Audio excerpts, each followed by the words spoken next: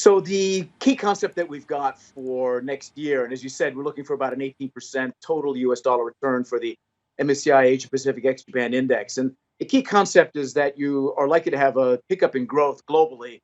We're somewhat above consensus globally and also for the region in terms of our economic forecasts. And we think that translates into a very robust pickup in earnings. But there's going to be a lag in terms of any increase in policy rates because you still have a large output gap, and policymakers, notably the Fed, have signaled they're going to be late or delayed in terms of how they raise rates. So we're not expecting the Fed to raise rates until 2025. So we've got what we're calling a sweet spot between the pickup in growth and the price you might pay for it in terms of higher rates. And that typically is a very good place for equities to perform in. So the title of our piece is the sweet spot between growth and rates, and we think that translates into good equity returns next year. Okay, that's interesting. And the three big markets that you're betting on, China, A shares plus H shares, that is Korea as well as India. I want to understand from you, between these three markets, where do you see the biggest alpha opportunity for 2021? Because we have actually seen the momentum play out for China as well as Korea. Now, is there more in store, or do you think India will catch up? We're actually pretty constructive on all of them, and our expected returns are within 1 or 2 percentage points of them. So within rounding errors, it's probably similar expected upside. I'd say the one that has arguably the most delta fundamentally would be, of course, India, and that's what we upgraded it.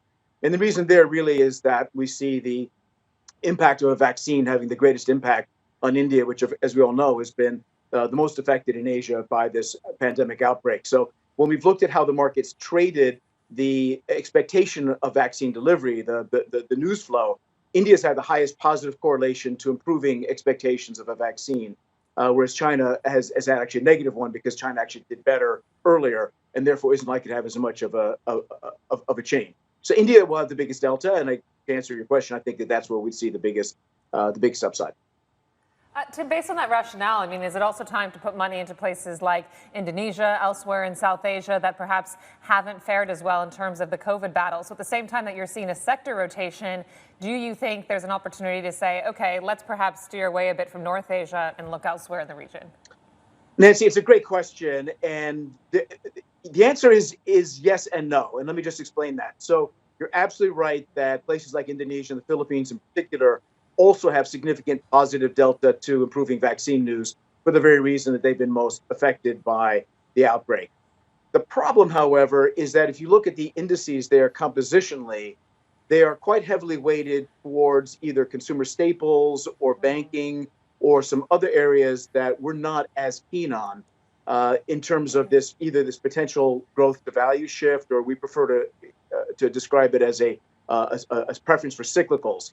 The areas that are likely to be sectors that are likely to be most fundamentally sensitive are going to be, we think, industrial cyclicals as well as the continuing growth story for tech. So from a sector composition standpoint, we're not quite as enthusiastic. And the other challenge, of course, is that the ASEAN markets now have much lower liquidity than other places. One of our key statistics is that two stocks in China, Alibaba and Tencent, trade more on a daily basis than all 5 ASEAN exchanges combined. So there's a hurdle of lower liquidity that the ASEAN markets have to surmount.